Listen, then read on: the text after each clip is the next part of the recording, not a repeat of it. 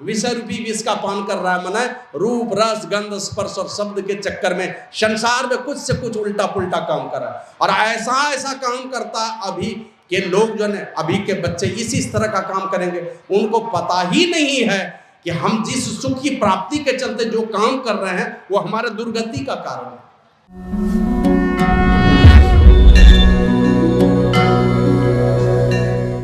श्री सद्गुरु महाराज की जय। लौकिक जीवन और पारलौकिक जीवन, अर्थात जब इस दुनिया में हम नहीं रहेंगे, ये शरीर मेरा नहीं रहेगा, हम लोग चले जाएंगे इस दुनिया से, जिस लोक में भी जाएंगे वह लोक भी हमारा सुखी हो जाए, वर्तमान लोक भी सुखी हो जाए, दोनों लोक को सुखी बनाने का के लिए ये वार्ता है। और वो वार्ता है देवादिदेव महादेव बाबा भोलेनाथ और उनकी अर्धांगिनी वो है माता पार्वती। अनायास ही राम कथा के क्रम में माता पार्वती ने शंकर भगवान से पूछा, बहुत सारे सवाल किए, और जो भी सवाल किए इस बीच में भगवान भोलेनाथ खुश भी हुए बहुत, और उन्होंने शंकर भगवान को ने कही एक बात कि पार्वती तुमने जितने प्रश्न किए ये सारे प्रश्न मुझे बहुत अच्छे लगे, जन कल्याण के लिए थे। उमा प्रश्न तब सहज सुहाए, सुखद संत सम्मत मोहि भाए। ए पार्वती तुम्हारे जो भी प्रश्न थे ना, ये बिल्कुल सरल सरल प्रश्न थे, और इन प्रश्नों का जवाब अगर सुने तो संसार के सारे लोगों का भला होगा। उमा प्रश्न तब सहज, सारे प्रश्न सहज थे और मुझे बड़ी सुहाए, मैंने बहुत अच्छे लगे मुझे वो सारे प्रश्न। उमा प्रश्न तब सहज सुहाए, सुखद संत सम्मत मोहि भाए। लेकिन उसी में कहते हैं एक बात नहीं मोहि सुहानी। ए पार्वती तुमने बहुत सारे प्रश्न किए, सारे प्रश्न संतों के अनुकूल थे। संत महात्मा जिस तरह का प्रश्न करते हैं दूसरे संत के पास, या संत के पास जाके कोई साधक जिस प्रकार का प्रश्न करता है, सारे प्रश्न तुम्हारे उसी प्रकार के थे। लेकिन एक प्रश्न जो तुमने कहा, एक बात जो तुमने कही, एक बात नहीं मोहि सुहानी, वो मुझे अच्छी नहीं लगी। यद्यपि मोह बस कहे हो भवानी। ए भवानी, ए पार्वती, मैं जानता हूं कि तुमने मोह के वशीभूत, अज्ञानता के वशीभूत होने के कारण तुमने ये बात कही, लेकिन फिर भी वो बात मुझे अच्छी नहीं लगी। अब कौन बात अच्छी नहीं लगी इसकी चर्चा मैं बाद में करूंगा। तो इसी प्रकार बहुत सारे प्रश्न किए थे माता पार्वती ने। 7 प्रश्न की चर्चा है रामचरितमानस में।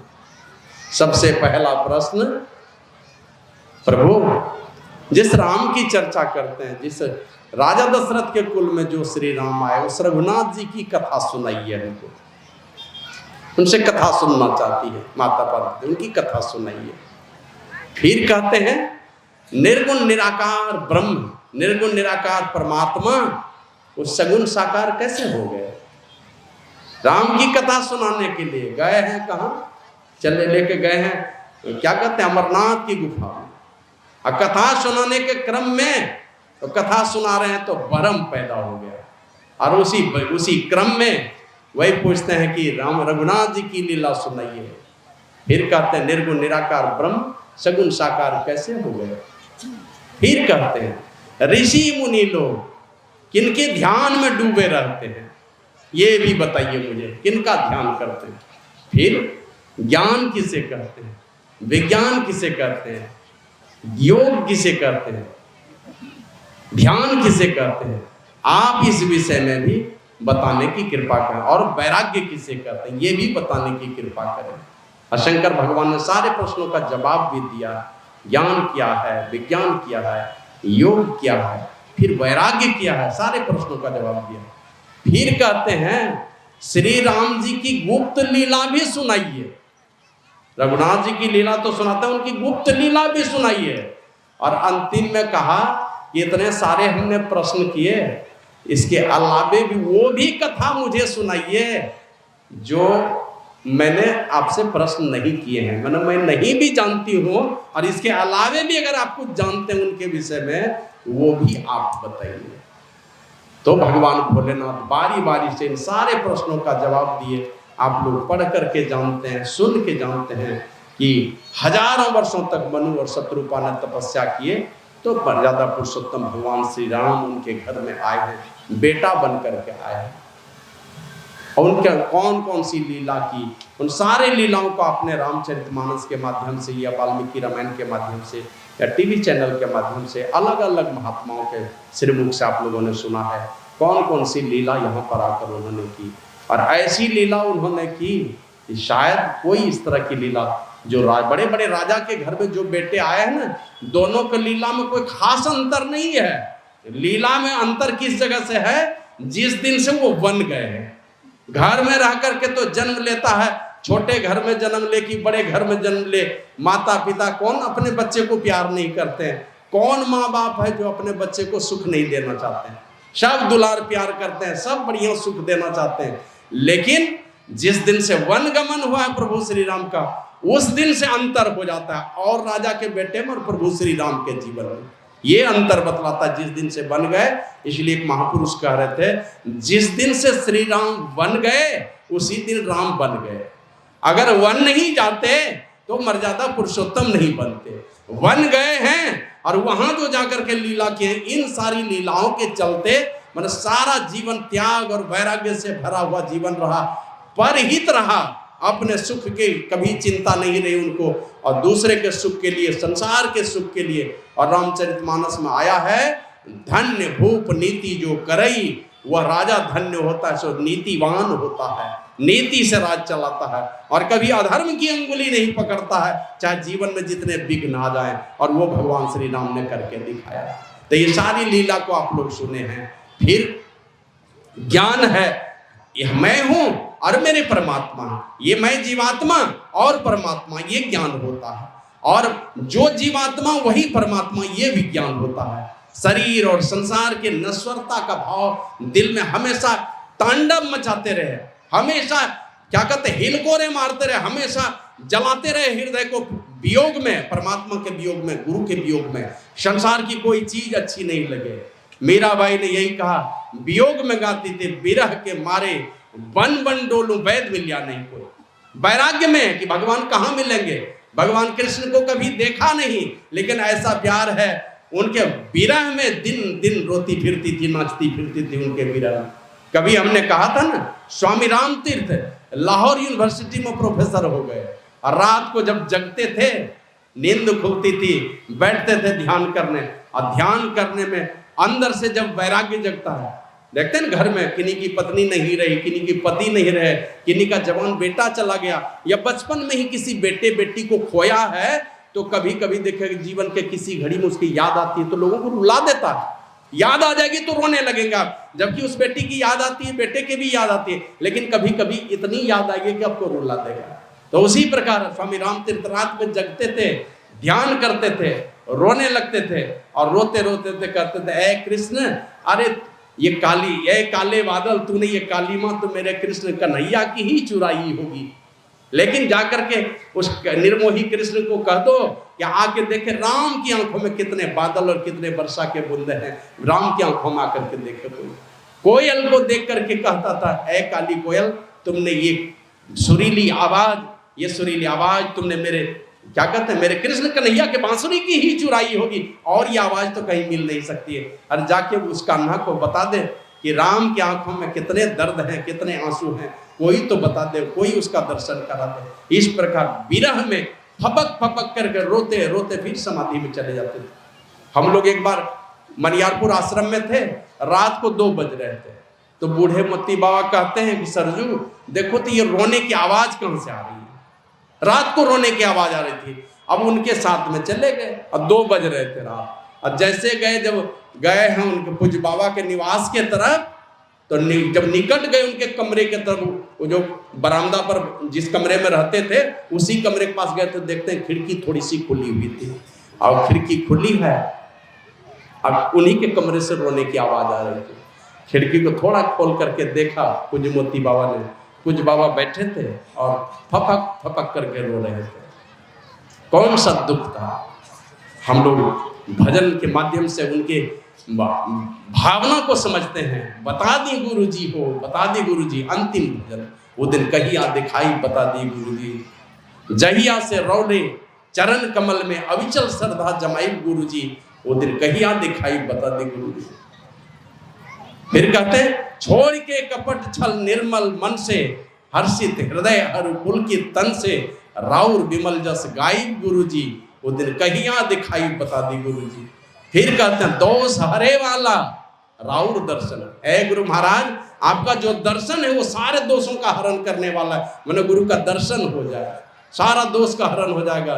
दोष हरे वाला राउर दर्शन, तोष करे वाला राउर प्रसन्न। मैंने आपका जो स्पर्श है वो तृप्ति देने वाला है।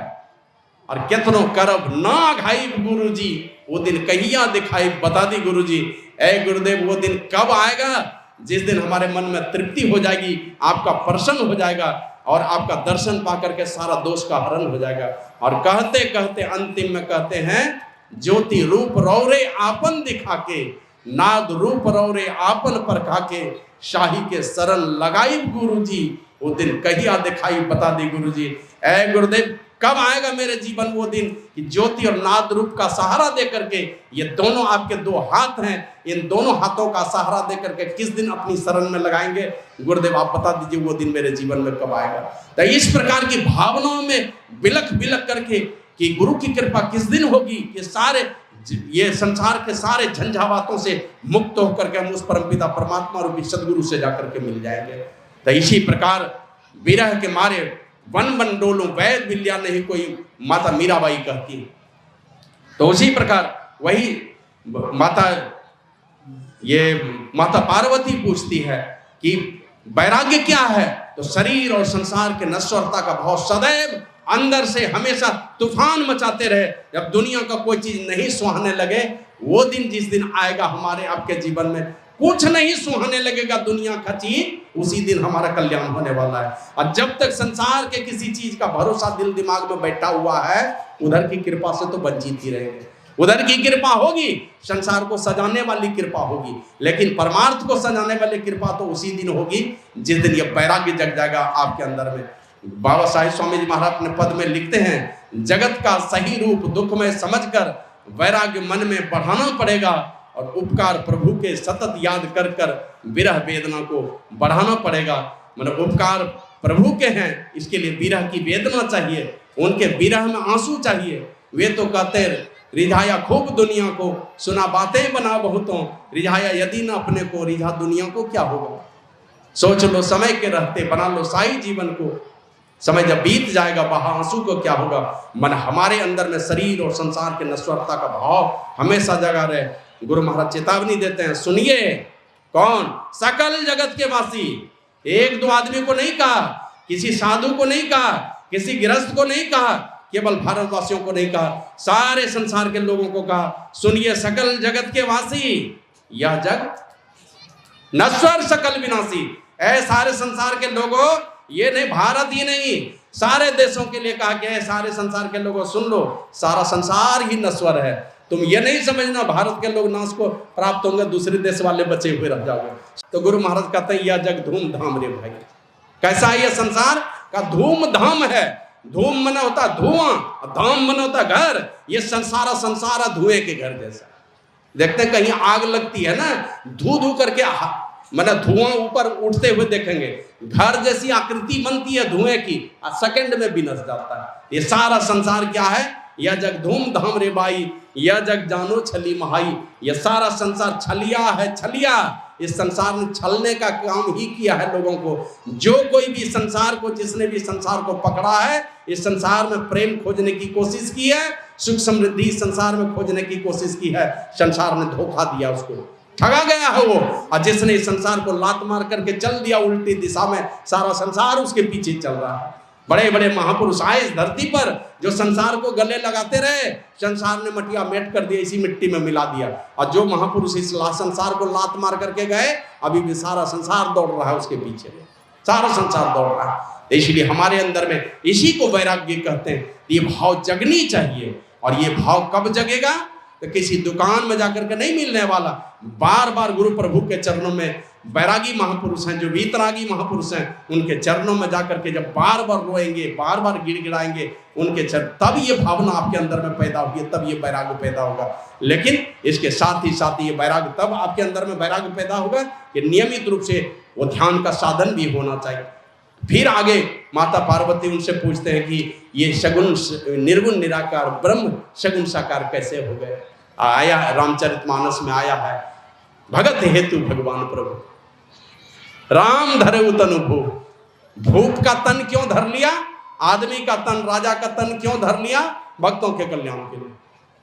वाल्मीकि मुनि ने भी कहा भगवान श्री राम को, नर तन धरे वो संत सुर काजा।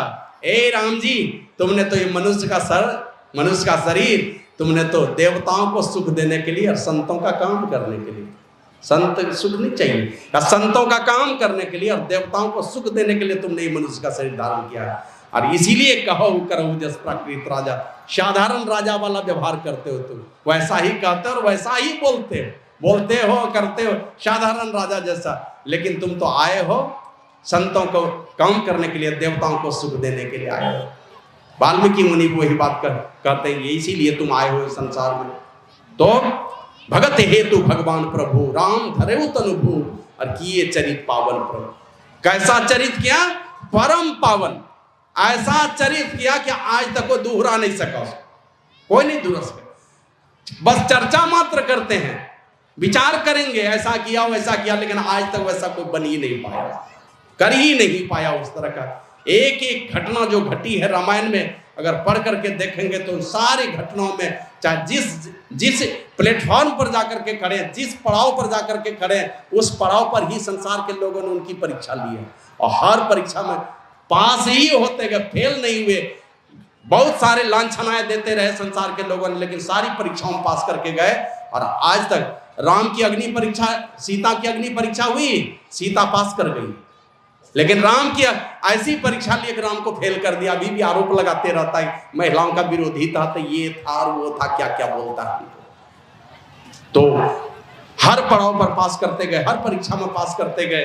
तो वही कहते हैं, माता पार्वती उनसे पूछती है, माता पार्वती के प्रश्नों का जवाब देते हैं, भगत हेतु भगवान प्रभु राम धरऊ तनु भूप किए चरित पावन परम प्राकृत नर रूप जथा अनेकन वेश धरी नृत्य करे नट कोई सोई सोई भाव देखा वही आपुन हुई न सोई। जैसे बहुरूपिया बहुत प्रकार का वेश बदल बदल करके बहुत प्रकार का खेल दिखाता है, लेकिन अपने वो बहुरूपिया नहीं हो जाता है। बहुरूपिया वेश बदलता है, काली का, दुर्गा का, एसपी का, किसी का वेश बना लेगा, रूप बना लेगा, लेकिन अपने एसपी नहीं हो जाता। वो तो अपने जो है सो वही है। तो भक्तों के हित के लिए, भक्तों के कल्याण के लिए जय बहुत सारे कारण थे। जैसे मतंग मुनि ने कह दिया माता सबरी को कि राम जी का जन्म होगा, ब्रह्मरेख हो गया मतंग मुनि की बात, आना है राम जी को। फिर दूसरे तरफ है मनोहर शत्रुपा को वचन दिया है कि दूसरे जन्म में तुम्हारा बेटा बन करके आऊंगा। तो वही राजा दशरथ कौशल्या बन के आए, उसी के घर में ये बेटा बन करके आ गए। तो बहुत रावण कुंभकर्ण को वचन दिया था कि 3 जन्मों तक असुर योनि में जाओगे, क्योंकि सनकादिक मुनि ने साफ दिया था। तो वो कहते ठीक है, तुमको मुक्त करने के लिए मैं आऊंगा, मनुष्य का शरीर धर करके आऊंगा। तो इस प्रकार निर्गुण निराकार वो ब्रह्म सगुण साकार रूप में इस संसार में आए थे। बहुत प्रकार का परम पावन चरित किया है। ये सारी बातों की चर्चा करते हुए और सारी बातों की चर्चा हुई। और वही कहते हैं, जब सारी परीक्षा देख लिया कि ये तो मोह के वशीभूत है पार्वती, जब हम किस्सा सुना रहे हैं, धीरे धीरे सारे प्रश्नों का जवाब दिया तो भ्रम टूटा उनका। लेकिन भ्रम टूटने के बाद भी आप देखते हैं ना, आप घर में, अपने घर में अगर कुत्ता पाल रखे हैं तो कुत्ता देखिए कभी गोद में आके बैठेगा, कभी आपके बगल में आके बैठेगा, और डांट दीजिए, डंडा लगाइए तो क्या करेगा वो? आपके डर से चला जाए गेट के बाहर, वहां झांक करके देखते रहेगा, उलट करके। मालिक का गुस्सा शांत हुआ है कि नहीं, फिर कुत्ता धीरे धीरे आपके पास आ जाएगा। प्रेम दिए तो फिर सट जाएगा, फिर डंडा दिखाए तो भाग जाएगा। तो उसी प्रकार बार बार ये भ्रम पैदा होते रहता है, जब तक आया है संतवाणी में, इस नगरी में तिमिर समाना भूल भरम हर बार, और खोज करो अंतर उजियारी खोड़ छोड़ चलो जब नवद्वार। अंधकार मंडल में जब तक पड़े रहेंगे ये भूल भरम होता रहता है, भरम आपके अंदर में आता रहेगा। तब एक तरफ भरम को दूर किया, दूसरे तरफ फिर भरम पैदा हो गया कि इसका पूर्णतया भरम नाश नहीं हुआ है। फिर भी भगवान भोलेनाथ कहते हैं राम कृपाते पार्वती सपने हो तो मन माही। ऐ पार्वती, राम जी की कृपा से अब सपने में भी तुमको राम कृपाते पार्वती सपने हो तो मन माही। शोक मोह संदेह और भ्रम मम विचार कछु नहीं। अब लगता है कि शोक और मोह संदेह और भ्रम राम जी की कृपा से सब मिट गए। अब सब मिटने के बाद बहुत सारे प्रश्न किए, अब प्रश्न करते करते बीच में फिर गड़बड़ा गए। कहते हैं स्वामी आप ये बताइए कि जो ये सगुण साकार निर्गुण निराकार परमात्मा ही जब नर रूप में आए हैं, मनुष्य शरीर धर करके आए हैं, या इनको प्रणाम करते हैं, इनको इष्ट देव मानते हैं, ये तो साधारण आदमी भी इस तरह पत्नी के वियोग में नहीं रोता है, और ये पत्नी के वियोग में रो रहे हैं। आई इनको माने जय सच्चिदानंद कह करके आप प्रणाम करते हैं, ये इनको आप अपना इष्ट देव मानते हैं, और एक तरफ देख रहे हैं कि ये अपने पत्नी के वियोग में रो रहा। परीक्षा भी ले लिया, हमारे भ्राता श्री से सुने अभी, परीक्षा भी लेकर के देख लिया, पता चल गया, लजा गई तो लौट करके आई है। तब वो कहे भगवान भोलेनाथ कहते हैं अब समझ में आ गई ना बात। तो ये सारी बातें कहते कहते तो वही कहा, उनकी शक्ति को जब देख लिया माता पार्वती ने, ज्ञात हो गया, तब ये कहते हैं वो है सारे दुखों का हरण करने वाले, और उन दुखों का हरण करने वाले हरि की कथा को ही जिसने नहीं सुनी, तुमने तो सुना लेकिन जिसने नहीं सुना, जो सारे दुखों का हरण करने वाले हैं, जिन हरि कथा सुनी नहीं काना सर्वन रंध्र अहि भवन शरण। क्या है कि जो सारे दुखों का हरण करने वाला रामचरितमानस में आया है, का राकापति षोडश वही तारागण समुदाय सकल गिरिंद बलाइए, बिनु रवि रात्रि न जाए। जैसे बिना सूर्य के रात्रि नहीं जाती, उसी प्रकार बिना हरि के भजन किए जो सारे दुखों का हरण करने वाले उनका भजन नहीं करेंगे, रात जैसे सूर्य के बिना रात्रि नहीं जाती, उसी प्रकार जीवन के क्लेश मिटने वाले नहीं है। तब तक नहीं मिटेंगे जीवन के क्लेश, अर्थात जीवन में अगर किसी प्रकार का क्लेश है, उन सारे क्लेशों का निवारण, अगर कोई निवारण का कोई उपाय है, एक ही उपाय है, वो है परमात्मा की भक्ति। बिना परमात्मा की भक्ति किए उन दुखों का निवारण नहीं हो सकता है। तो लेकिन उनकी भक्ति करने के लिए जब तक उनके विषय में जानेंगे नहीं, तो रामचरितमानस बतलाता है जाने बिनु नहीं होई प्रतीति, बिन प्रतीति होई नहीं प्रीति। जब तक जानेंगे नहीं, विश्वास नहीं होगा, बिना विश्वास के प्रेम नहीं होगा, प्रेम के बिना भक्ति दृढ़ नहीं हो सकती है। इसलिए जानना पड़ेगा उनके विषय में, और जानने के लिए सुनना पड़ेगा। भगवान भोलेनाथ कहते हैं जिन्होंने सब कुछ सुना, उन्हीं की कथा नहीं सुनी जिनसे हमारा परम कल्याण होने वाला है। तो क्या है उनके कान का, उनके कान है सांप के बिल के समान, मैंने बेकार वो कान है, नकारा है वो कान, जिस कान के द्वारा सब कुछ सुना गया संसार का, जिससे आप इसी संसार को सजाने के लिए जीवन खपा रहे हैं, लेकिन उन बातों को नहीं सुना जिससे हम सारे दुखों का निदान ढूंढ पाएंगे, वही नहीं सुना। आगे कहते कहते बहुत सारी बातें कहे हैं, फिर आगे कहते हैं कान की शोभा ईश्वर के कथा कहानी की चर्चा को सुनने से है, और भी बातें सुनिए जिससे संसार का भला होगा, लेकिन ईश्वर के कथा कहानी की भी चर्चा जब तक नहीं सुनेंगे, रामचरितमानस में है सुनी तब समझेंगे, सुनेंगे तो समझेंगे। और सुनी समझही मन मुदित, सुनी समझही जन मुदित मन, जो जन सुनते हैं मुदित मन से, आनंदित मन से, उन्हीं को बात समझ में आती है। और जब बात समझ में आएगी, सुनी समझही जन मुदित मन, तब मज्जही अतीर्ण राग। जब बात समझ में आ जाती है ना, जब अंदर में चिंता घुस गई, पता नहीं पढ़ेंगे बढ़िया, और तो डिग्री नहीं मिलने वाली है, तब अपने बच्चे को देखिए ना, नशा सवार हो जाना चाहिए, हमको ये चीज बनना है। बाप माँ परेशान कर देगा, बेटा खाना खा लो, बेटा खाना खा लो, खाना और पीना सूझता है, उसको दिमाग में घुस गई बात कि ये डिग्री हमें लेकर के छोड़नी है, फिर कोई गुरु की आवश्यकता नहीं, उनके मन में संकल्प पैदा हो गया। तो उसी प्रकार जानेंगे तो विश्वास होगा, विश्वास होगा तो प्रेम बढ़ेगा, बिना प्रेम के भक्ति दृढ़ नहीं हो सकती है। जिस प्रकार पानी की चिकनाई बहुत देर तक नहीं ठहरती है, चिकना जगह चाहिए, खाली पानी से चिकना करेंगे तो पानी सूखेगा, फिर रुखड़ा हो जाएगा। उसी प्रकार बिना प्रेम के भक्ति दृढ़ नहीं हो सकती। मन ये कहिए कि आपके दिल में जब प्रेम का महासागर पैदा होता है, यही भक्ति में तब्दील हो जाता है, यही भक्ति में तब्दील होगा। तो वही कहते हैं, इन कानों से जिन्होंने हरि की कथा नहीं सुनी, तुलसीदास जी महाराज तो कहते हैं, तुलसीदास हरि नाम सुधा तजी, सठ हठ पियत विषय विष मांगी। मना विषय रूपी विष का जो पान कर रहा है, हरि नाम रूपी अमृत को छोड़ दिया, विषय रूपी विष का पान कर रहा है। मना रूप रस गंध स्पर्श और शब्द के चक्कर में संसार में कुछ से कुछ उल्टा पुल्टा काम कर रहा है। और ऐसा ऐसा काम करता अभी के लोग जो है, अभी के बच्चे इसी तरह का काम करेंगे। उनको पता ही नहीं है कि हम जिस सुख की प्राप्ति के चलते जो काम कर रहे हैं वो हमारे दुर्गति का कारण है, उससे हमारी दुर्गति होगी।